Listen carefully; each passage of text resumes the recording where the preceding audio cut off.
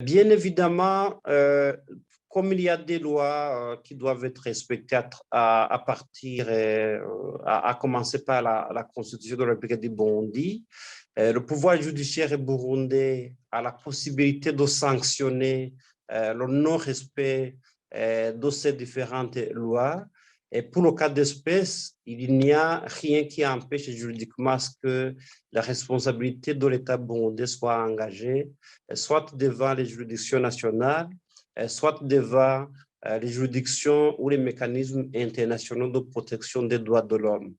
La Cour administrative pourrait être saisie, notamment pour le non-respect des dispositions constitutionnelles ou légales en rapport avec la protection des droits à la santé,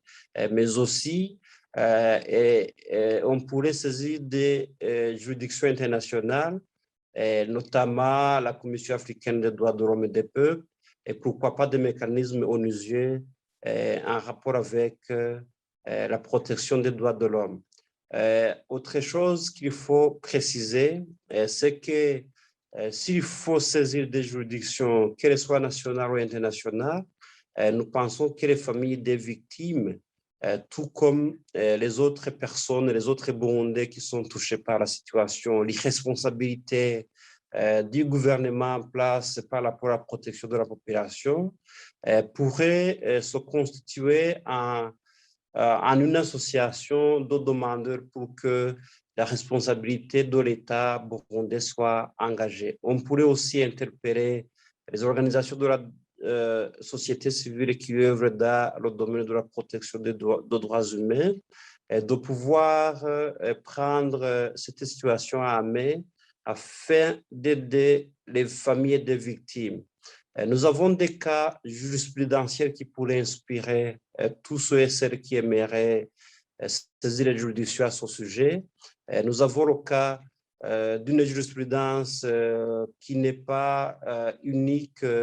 en Afrique du Sud, mais aussi nous avons des cas de jurisprudence en Colombie où la responsabilité de l'État a été engagée devant les juridictions pour non-respect du droit à la santé. Nous pensons qu'il y a d'autres cas